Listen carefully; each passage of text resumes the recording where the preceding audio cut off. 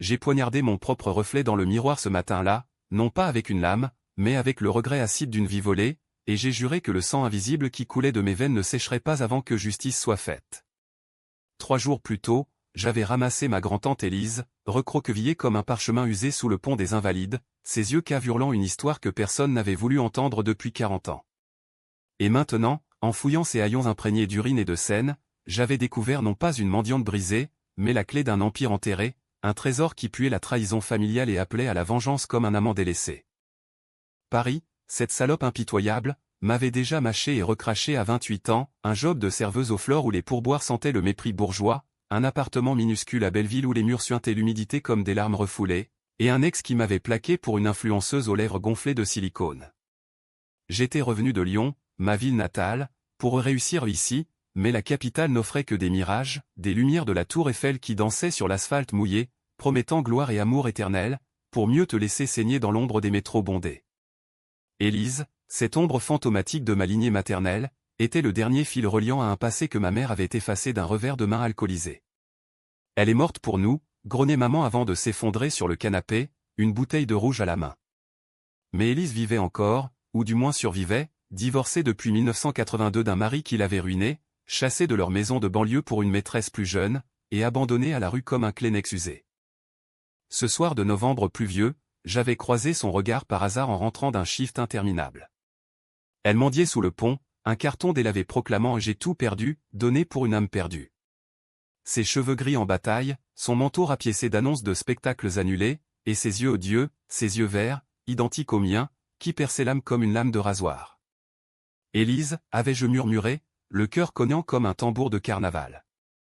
Elle avait levé la tête lentement, comme si le poids des ans l'empêchait de se redresser trop vite. Margot? La fille de Claire?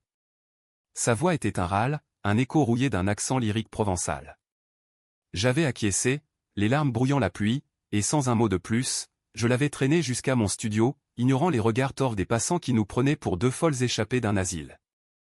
Le trajet en métro fut un calvaire, elle puait la crasse accumulée, ses ongles noirs griffant mon bras par inadvertance, et chaque station invalide, école militaire, la tour Maubourg semblait nous juger, ces banlieusards engoncés dans leurs manteaux Burberry qui détournaient les yeux. À Belleville, mon immeuble haussmannien délabré nous avala comme une gueule affamée.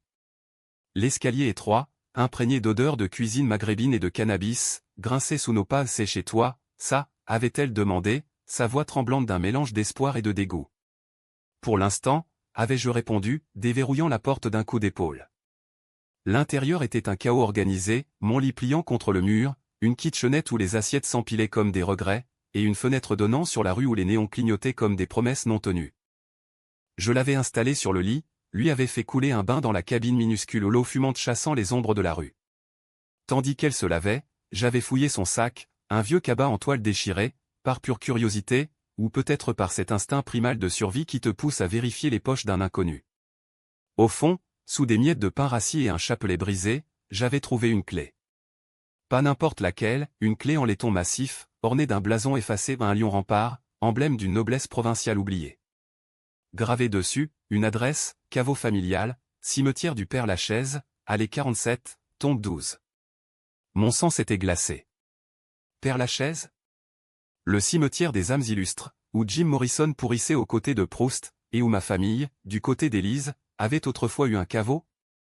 Maman n'en parlait jamais, elle haïssait ce passé pourri par l'argent sale, comme elle disait.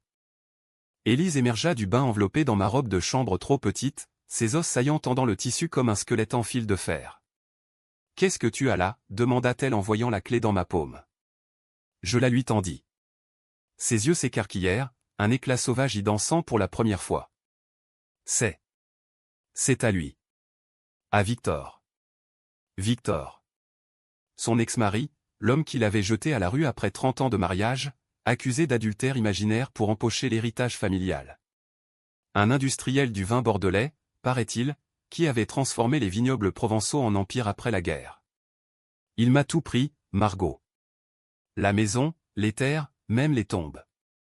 Mais ça. Elle reprit la clé d'une main tremblante. Ça, c'est le vrai trésor. Pas de l'or, non. Des lettres. Des preuves. De ce qu'il a fait à ta grand-mère, à moi, à toute la lignée. Cette nuit-là, nous n'avons pas dormi.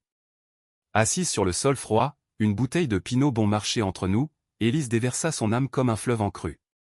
Né en 1920 à Aix-en-Provence, Victor Duvalier était le fils d'un collaborateur notoire pendant l'occupation, un type qui avait dénoncé des juifs pour un sac de haricots, et revendu des biens confisqués au marché noir. Après la libération, il avait épousé ma grand-tante, alors une beauté de 20 ans, fille d'un vigneron ruiné, pour laver son nom. Mais le mariage n'était qu'un voile, Victor avait falsifié des actes, empoisonné lentement le père d'Élise pour s'approprier les vignes, et quand les soupçons montèrent, il l'avait accusée de folie, la faisant interner brièvement dans un asile marseillais. Le divorce en 1982 fut le coup de grâce, il la laissa sans un sou, vendant tout à des promoteurs qataris, et la jetant à Paris comme un rebut. Et le trésor, murmurai-je, fasciné et horrifié. Élise sourit, un rictus amer. Dans le caveau, avec les ossements de ton arrière-grand-père. Des carnets. Des photos. Des contrats signés du sang de la trahison. Victor pensait les avoir brûlés, mais j'en ai sauvé une partie, cachez-la avant qu'il ne scelle la tombe. C'est assez pour le ruiner, Margot. Pour exposer son nom dans tous les journaux, le traîner devant les tribunaux pour fraude et meurtre indirect. Son regard se planta dans le mien, et je sentis le feu s'allumer en moi, ce feu primal, celui qui transforme la victime en bourreau. Victor vivait encore, à 95 ans, dans une villa sur la Côte d'Azur, veillé par des infirmières philippines et des avocats véreux. L'héritier involontaire? Moi, désormais, car Élise, en me sauvant la vie ce soir-là sous le pont, avait murmuré, tu es ma seule famille, petite. Tout est à toi. Les jours suivants furent un tourbillon de routines forcées et de fêlures intimes. Je continuais mes shifts au café, servant des croissants aux touristes hilars pendant qu'Élise, installée sur mon lit, triait ses souvenirs comme un archéologue fouillant une nécropole. Elle avait pris 10 ans en une semaine, ses joues s'emplirent, ses yeux reprirent de l'éclat, mais sous cette renaissance bouillonnait une rage contenue, un venin qui suintait dans nos conversations nocturnes. La vengeance n'est pas un plat froid, Margot, me dit-elle un soir, en picorant un reste de quiche. C'est un feu lent qui te consume d'abord, si tu n'es pas prête.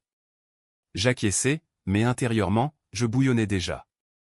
Paris, avec ses avenues haussmanniennes impeccables et ses ruelles sombres où les rats dansent la valse, devint mon labyrinthe de complots. J'achetai un téléphone prépayé, consultai des archives en ligne à la Bibliothèque nationale comme Google est un amant cruel, révélant les squelettes enfouis sous des clics innocents. Victor Duvalier, un nom qui puait le soufre. Né Victor Lévy, il avait changé de patronyme après la guerre pour effacer ses origines juives ou ironie suprême, dénonçant ses propres coreligionnaires pour survivre. Les articles jaunis parlaient d'un phénix des affaires, vignoble racheté à vil prix aux veuves de résistants, alliance avec des politiciens gaullistes pour contourner les lois sur l'héritage.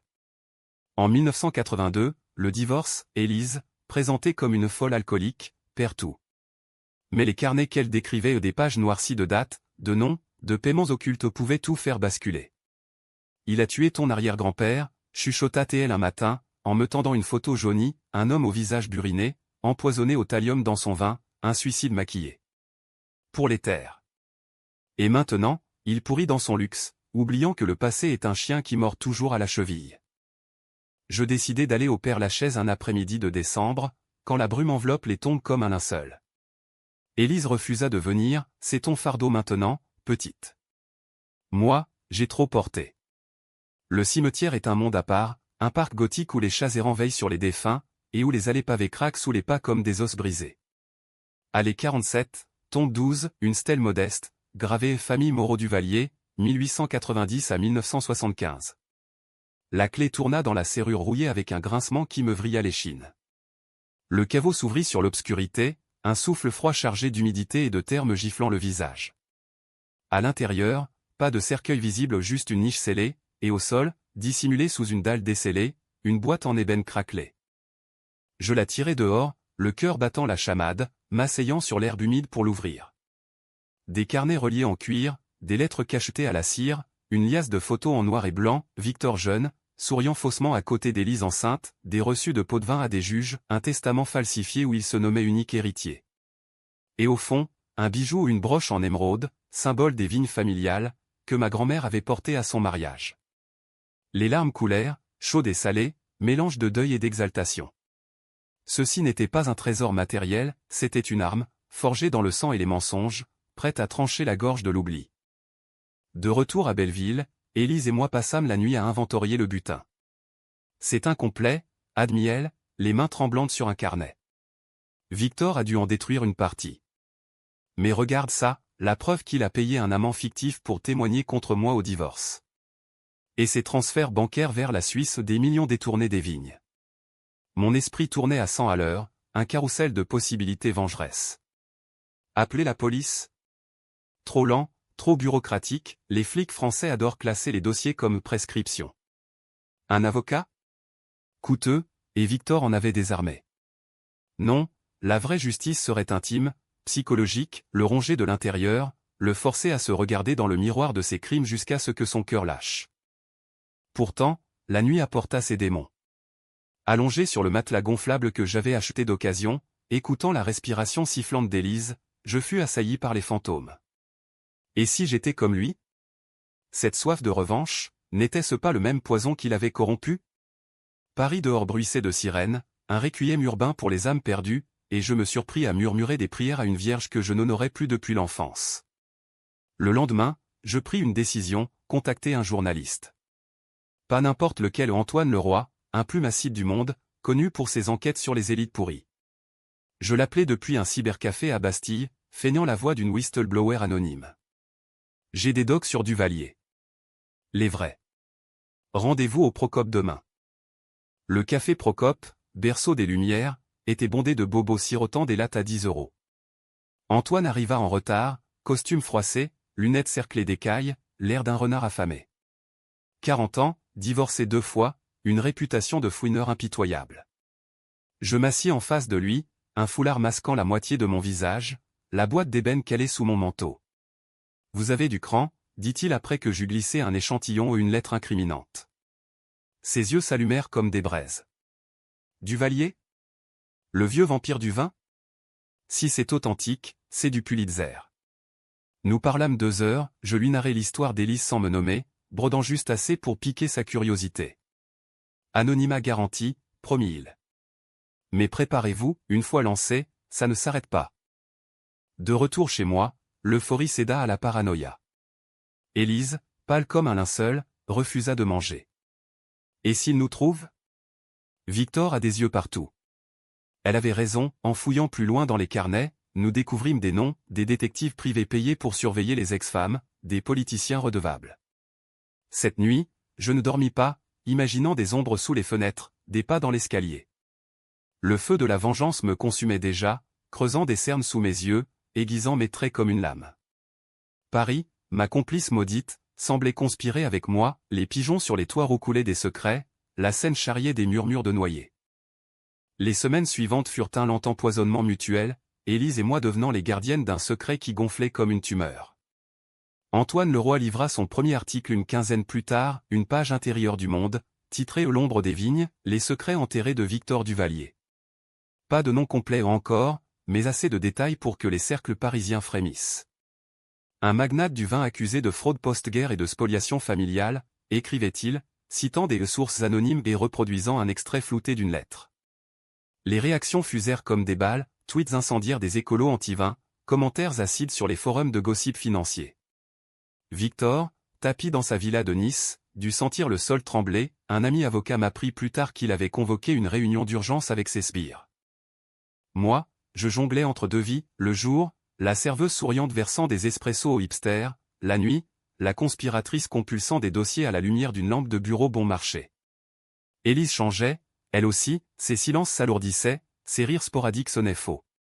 Un soir, elle brisa un verre contre le mur, hurlant « Il m'a volé ma jeunesse, Margot ».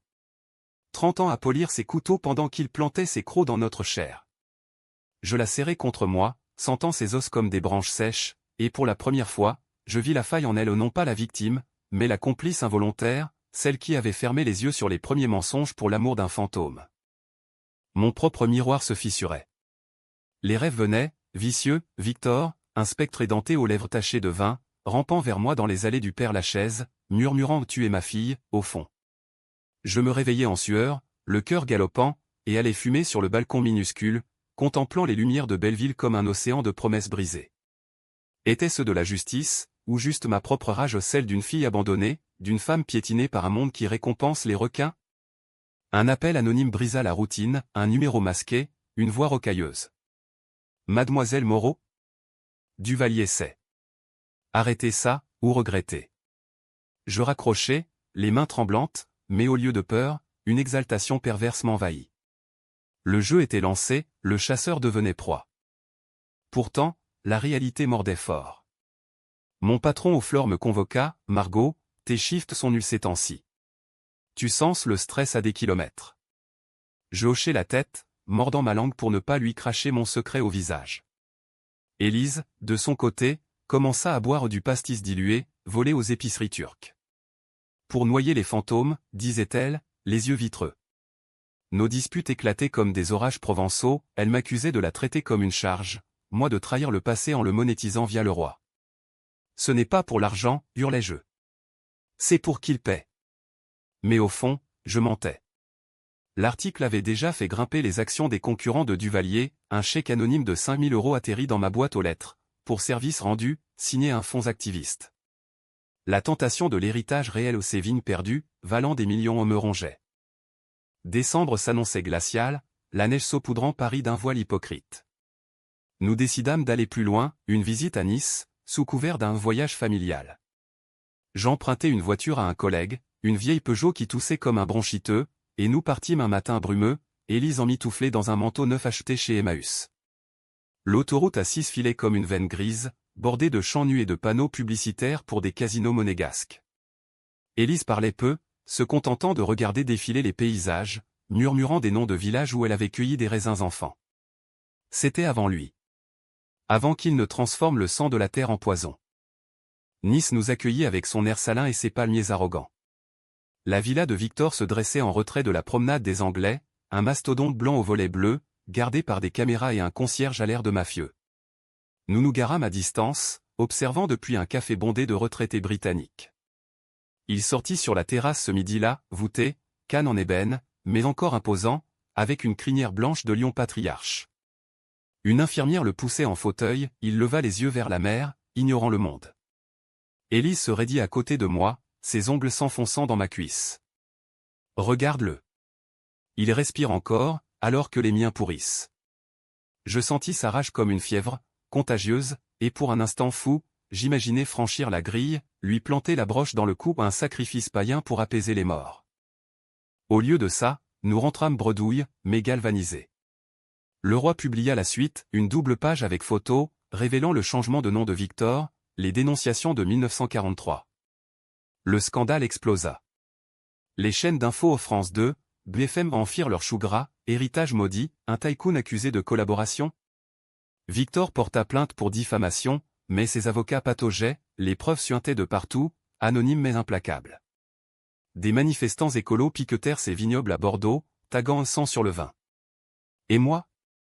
Je devins une ombre, changeant de cybercafé chaque semaine, dormant avec un couteau de cuisine sous l'oreiller. Mais le revers vint vite. Un soir, rentrant d'un shift, je trouvai la porte entr'ouverte. Élise était là, ligotée sur une chaise, le visage tuméfié, un œil poché comme un fruit trop mûr. Ils m'ont dit de te prévenir, Alta TL. Duvalier envoie des messagers. Pas de voleur, juste une leçon, un avertissement gravé dans la chair. Je la détachai, la pansai avec des glaçons et du désinfectant, nos larmes se mêlant en un sel amer. On arrête, demandai-je, brisé. Elle secoua la tête, farouche. Maintenant ou jamais, petite. Pour nous toutes. Cette nuit, la vengeance devint personnelle. J'appelai le roi, tout, maintenant. Les noms, les dates, le caveau. L'article final sortit à Noël, la tombe ouvre ses secrets, Duvalier, bourreau de sa lignée. Avec scan des carnets, témoignage d'Élise sous pseudonyme. Le monde s'embrasa. Victor fit une attaque, évacué en hélico vers l'hôpital de Nice, son empire vacillant sous les enquêtes fiscales. Mais au milieu du triomphe, le vide s'installa. Élise s'effondra le lendemain, un AVC foudroyant le stress, les ans, le poison libéré. Elle mourut à l'hôpital Saint-Louis, murmurant libre, enfin, avant de s'éteindre. Je pleurai des jours, enterrant ma rage avec elle au Père-Lachaise, dans le caveau rouvert pour l'occasion. Victor survécut, paralysé, son nom souillé pour l'éternité. Les vignes? Vendues aux enchères, une part me revint l'ironie du sort. Mais le trésor vrai était perdu, Élise, ma boussole dans la tempête. Paris, indifférente, continua de briller, ses lumières moqueuses sur la Seine. Et moi? J'appris que la revanche est un mirage, elle te sauve, puis te laisse plus nu qu'avant.